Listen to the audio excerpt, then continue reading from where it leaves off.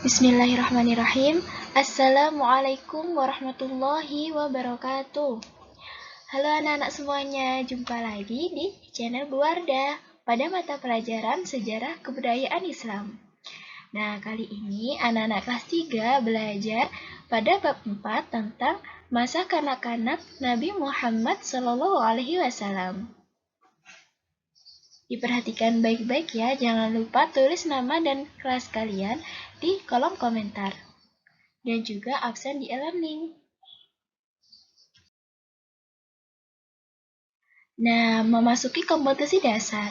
Di sini yang pertama, memahami masa kanak-kanak Nabi Muhammad SAW.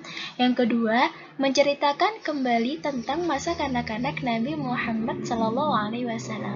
Sebelum itu, pasti anak-anak kenalkan siapa Nabi kita, siapa yang mengajarkan kita agama Islam, yaitu Nabi Muhammad. Nah, Nabi Muhammad dulu juga pernah kecil. Kita di sini akan belajar bagaimana Nabi Muhammad kecil dulu. Selanjutnya yaitu peta konsep. Di sini kita akan belajar 5 subtema. Yang pertama adalah kelahiran orang yang terpuji, yaitu Nabi Muhammad. Yang kedua yaitu tentang Nabi Muhammad pada awal pengasuhan. Yang ketiga, Nabi Muhammad dalam asuhan Siti Aminah. Yang keempat, Nabi Muhammad dalam asuhan Abdul Muthalib. Dan yang kelima, Nabi Muhammad dalam asuhan Abu Thalib. Nah, sudah pada tahu kan siapa Siti Aminah, siapa Abdul Muthalib, dan siapa Abu Thalib? Nah, kita akan kupas lebih lanjut. Yang pertama adalah kelahiran orang yang terpuji. Di masa menjelang kelahiran Nabi Muhammad SAW, keadaan di kota Mekah dalam bidang usaha dan perekonomian sudah cukup maju. Mereka suka berdagang hingga ke luar negeri.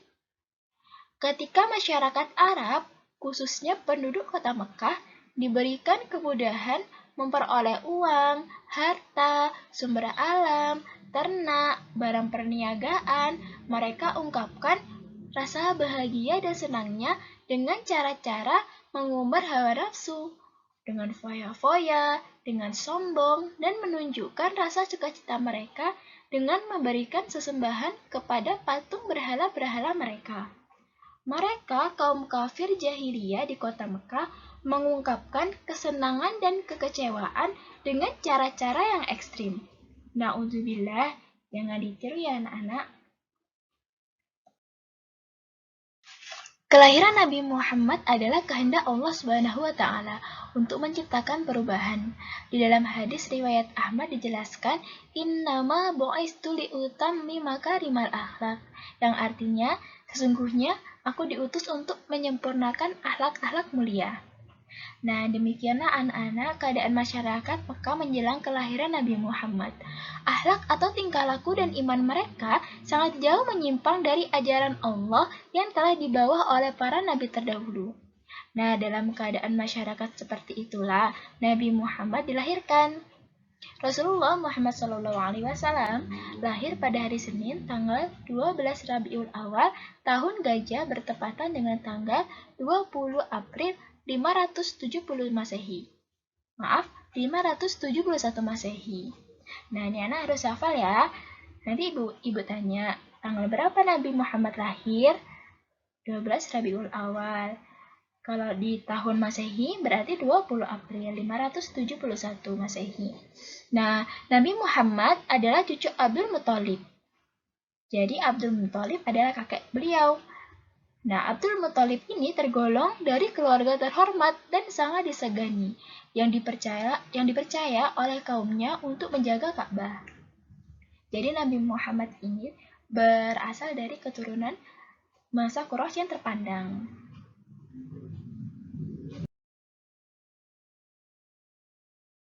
Nabi Muhammad SAW lahir di tahun yang sangat bersejarah bagi penduduk kota Mekah. Tahun apakah itu?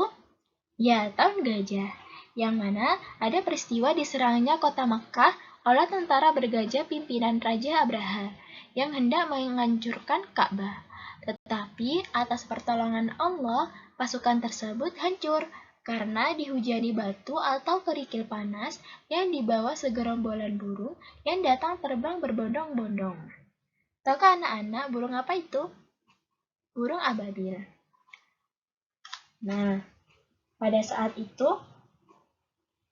Siti Aminah, ibunda Nabi Muhammad SAW, menceritakan bahwa pada waktu melahirkan, dia tidak merasakan sakit sebagaimana biasanya orang melahirkan. Pada waktu Aminah melahirkan, Abdul Muthalib sedang berada di Ka'bah. Ketika dikabarkan bahwa cucunya yang dinantikan telah lahir, maka Abdul Muthalib segera mendatangi rumah Siti Aminah. Dia sangat bangga dan bergembira dengan lahirnya cucu yang dinantikan itu. Abdul Muthalib pun membawa cucunya itu untuk tawaf, yaitu keliling Ka'bah sebagai tanda syukur kepada Allah Subhanahu wa Ta'ala. Sambil menggendong cucunya itu, Abdul Muthalib tidak henti-hentinya memuji keagungan Allah Subhanahu wa Ta'ala.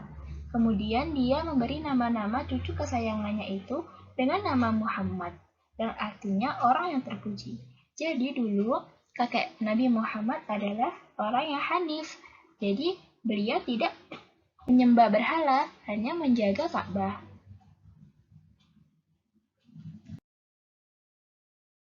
Nah, ini berikut adalah silsilah Nabi Muhammad SAW.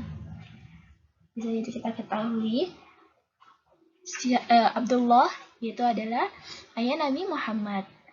Yang atasnya ayah dari Abdullah atau kakek Nabi Muhammad adalah Abdul Muthalib. Nah, Nabi Muhammad ini adalah keturunan Bani Hashim. Nah, atasnya lagi ada Abdi Manaf dan Qusay. Nah, dari jalur nasab Siti Aminah atau ibu dari Nabi Muhammad itu adalah Wahab, habis itu Abdi Manaf dan Zuhra.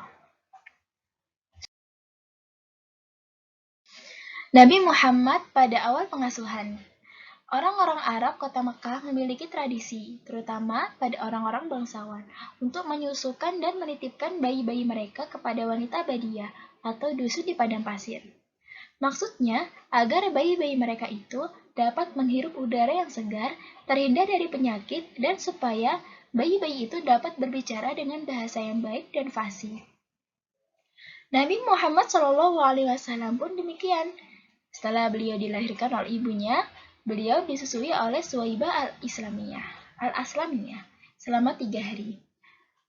Beliau atau Suwaibah ini adalah pelayan dari pamannya Nabi. Sesudah penyusuan ibu beliau, yaitu Siti Aminah, kemudian Nabi Muhammad diserahkan kepada seorang wanita Badiah yang bernama Halimatus Sa'diyah. Jadi Suwaibah ini disusui selama 3 hari, lalu disusui oleh Halimatus Sa'diyah, yaitu dari Bani Sa'ad Kabil Hawazin. Tempat tinggalnya tidak jauh dari kota Mekah. Di perkampungan Bani Sa'ad inilah Nabi Muhammad diasuh dan dibesarkan. Sungguh bahagia Halimah diamanahkan bayi Muhammad. Penghidupannya berubah menjadi baik. Semula binatang ternaknya kurus-kurus. Kehidupannya agak menderita. Dia termasuk keluarga yang miskin dan perawakannya juga agak kurus. Sesuai dengan keadaan ekonominya di waktu itu. Anak kandungnya sendiri pada mulanya sering menangis karena kelaparan dan kekurangan air susu. Lalu, ada pertolongan Allah Subhanahu wa Ta'ala. Nah, melalui pertolongan Allah Subhanahu wa Ta'ala, setelah Nabi Muhammad berada dalam asuhannya, binatang ternaknya berkembang biak, tanaman kebun dan sayurannya pun subur. Penghidupannya makmur, air susunya menjadi banyak sehingga anaknya tidak merasa kelaparan lagi, dan Halimah pun menjadi gemuk dan sehat. Halimah telah mendapat rahmat dari Allah Subhanahu wa Ta'ala dengan sebab memelihara Nabi atau merawat Nabi. Halimah sangat menyayangi Muhammad seperti menyayangi anaknya sendiri. Awal mulanya Nabi SAW akan tinggal dengan Halimah selama 2 tahun. Kemudian dengan permintaan Halimah sendiri supaya Nabi Muhammad diizinkan tinggal terus bersama dia. Maka permintaan Halimah ini diperkenankan oleh Aminah atau ibu Nabi, sehingga tinggallah Nabi dengan Halimah selama 4 tahun. Nah, tadi kita sudah belajar Nabi Muhammad pada awal pengasuhan yang mana diasuh oleh Halimatus Sa'diyah. Nah, sekarang pada usia Nabi Muhammad 4 tahun diasuh oleh ibunya sendiri, yaitu Siti Aminah. Setelah sampai waktu 2 tahun berikutnya itu, atau di total menjadi 4 tahun, terpaksalah Halimah menyerahkan Muhammad kepada Siti Aminah. Walaupun hatinya masih berat, juga berpisah dengan Muhammad. Beliau mengajukan usul lagi seperti dahulu, namun Halimah telah merasa malu terhadap Siti Aminah.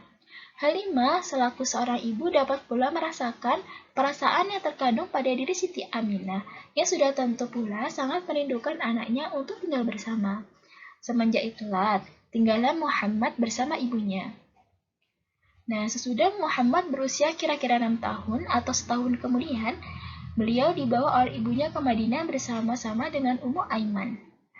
Maksud membawa Nabi ke Madinah ini pertama, untuk memperkenalkan ia kepada keluarga neneknya, yaitu Bani Najjar, dan kemudian untuk berziarah ke makam ayahnya, Abdullah.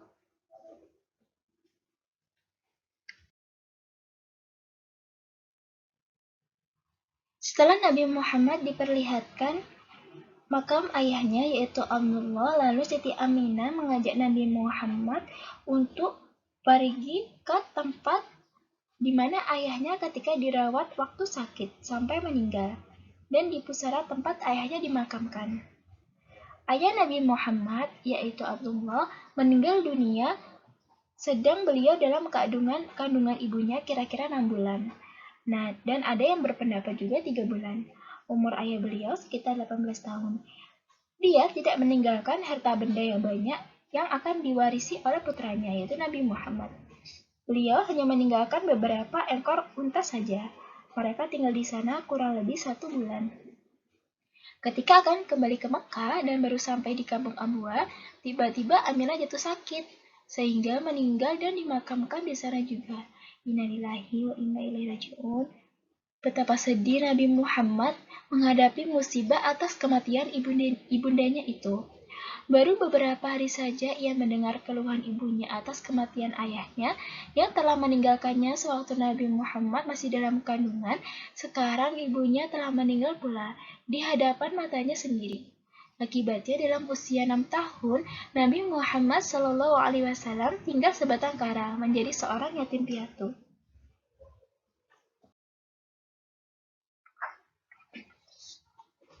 Nah, ketika Ibunda Nabi Muhammad SAW dimakamkan, Nabi Muhammad segera meninggalkan kampung Abwa itu.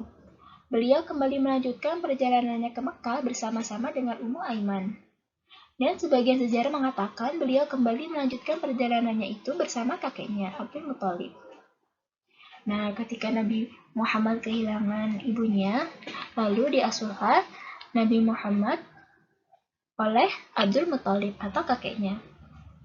Nabi Muhammad SAW, ayahnya bernama Abdullah. Ayah dari Abdullah bernama Abdul Muthalib. Kakek Nabi Muhammad itu sangat sayang kepadanya. Ketika mendengar bahwa cucunya telah lahir, bukan main bahagia hatinya dan diberinya nama Muhammad, artinya orang dipuji. Nama Nabi Muhammad adalah pemberian langsung dari Allah dengan nama Ahmad, artinya orang yang lebih dipuji, sebagaimana termaktub dalam Al-Quran surah Shaf ayat 6, yang artinya, ingatlah ketika berkata Nabi Isa anak Maryam, ya Bani Israel, sesungguhnya aku utusan Allah kepadamu, membenarkan bagi apa yang antara hadapanmu, dan aku memberi kabar suka dengan kedatangan seorang Rasul yang datang sesudahku nanti, yaitu bernama Ahmad. Maka tatkala datang Nabi Muhammad SAW membawa keterangan yang nyata, mereka berkata ini adalah sihir yang nyata. Nah, jelaslah nama Nabi Muhammad itu adalah 2 buah, yaitu Muhammad, nama yang diberikan oleh kakeknya Abdul Muthalib dan Ahmad, nama yang diberikan atau nama yang datang dari Allah SWT. Kasih sayang diberikan oleh kakeknya Nabi Muhammad merasa terhibur dan dapat melupakan kemalangan nasibnya terhadap kematian ibunya. Keadaan ini tidak lama berjalan, sebab baru saja berselang 2 tahun, Ia merasa terhibur di bawah asuhan kakeknya, akan tetapi kakeknya yang baik hati itu meninggal pula dalam usia 80 tahun. Nabi Muhammad SAW ketika itu baru berusia 8 tahun. Masya Allah.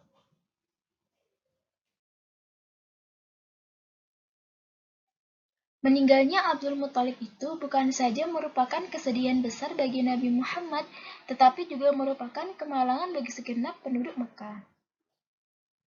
Akibat meninggalnya Abdul Muthalib itu, penduduk Mekah kehilangan seorang pemimpin dan tokoh bijaksana, berani, cerdas, dan pejuang yang tidak mudah mencari penggantinya. Abdul Muthalib atau kakek Nabi Muhammad pernah berwasiat, pengasuhan Muhammad berlanjut kepada anak-anaknya, paman-paman dari Nabi Muhammad. Diasuhlah Nabi Muhammad oleh pamannya yaitu Abu Thalib. Abu Thalib termasuk paman Nabi yang mempunyai anak banyak dan penghidupannya termasuk orang yang agak kurang mampu atau miskin. Nabi Muhammad di waktu kecil suka menggembala kambing, kepunyaan orang-orang Mekah, dengan mendapatkan upah. Dengan upah tersebut, cukup bagi beliau untuk bisa hidup dengannya. Berniaga atau berdagang adalah pekerjaan sehari-hari Abu Thalib. Kemana saja dia berjalan sering diikuti oleh Nabi. Bahkan ketika Abu Thalib pergi berdagang ke negeri Syam, Nabi diajak menyertainya. Waktu itu Nabi berusia 12 tahun. Nah, sejak itulah Nabi Muhammad SAW mulai belajar berniaga.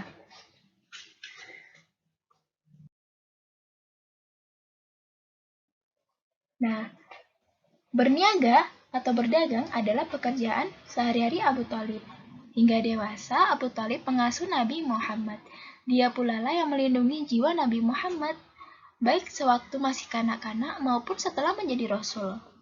Oleh karena itu, Nabi Muhammad sangat sayang terhadap pamannya itu. Nabi Muhammad tidak akan pernah terpaut jauh dari pamannya Abu Thalib.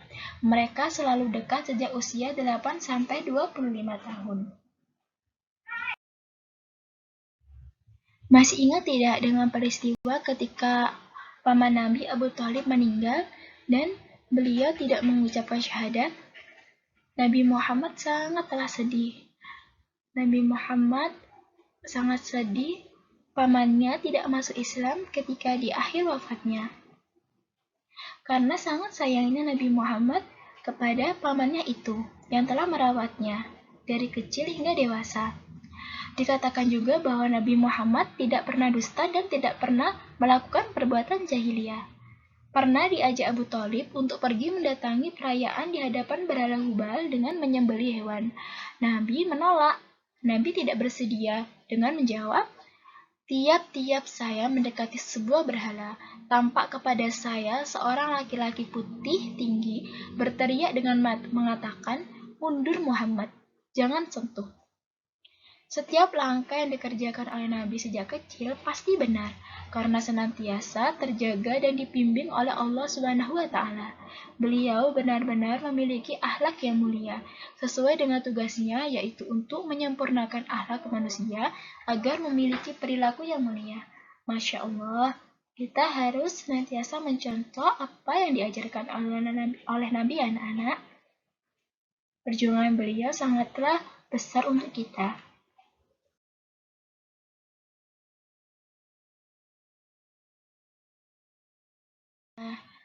Syukron anak-anak. Jumpa lagi dengan Bu Wardah. Insya Allah minggu depan kita akan melaksanakan pembelajaran Zoom. Jangan lupa tulis nama dan kelas kalian di kolom komentar ya. Dan juga kerjakan tugas SKI yaitu KI 4 seperti pada halaman buku ringkasan halaman 17 yaitu buatlah kaligrafi yang bertuliskan nama Nabi Muhammad SAW. Boleh di kertas HVS atau karton. Dengan sebagus mungkin ya. Terima kasih. Apabila ada pertanyaan, bisa ditanyakan langsung kepada Bu Wardah. Semoga apa yang kita pelajari hari ini, sekarang ini bisa bermanfaat. Wassalamualaikum warahmatullahi wabarakatuh.